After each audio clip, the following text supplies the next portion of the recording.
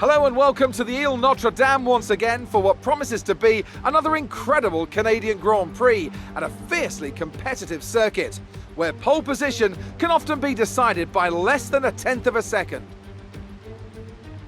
It's a tricky circuit to tackle in wet conditions, with top speed still of critical importance down the long back straight. There are 2.7 miles and 14 corners overall on a circuit that in the dry can see average lap speeds of around 130 miles per hour. We'll be lucky to get anywhere near that today.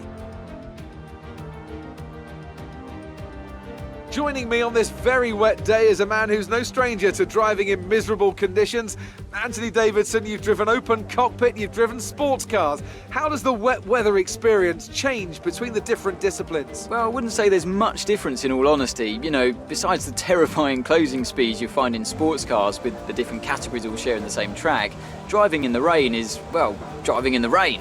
Of course, the biggest difference between the two is the closed cockpit versus the open cockpit.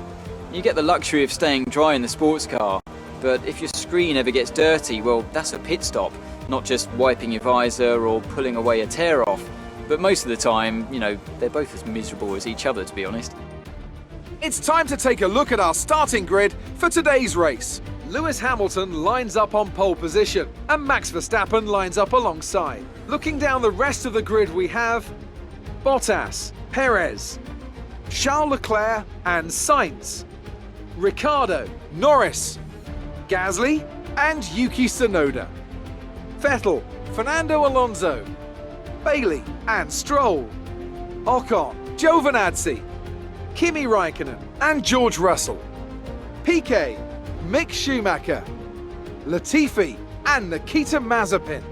That's it then, it's time to go racing as we head to trackside for today's race.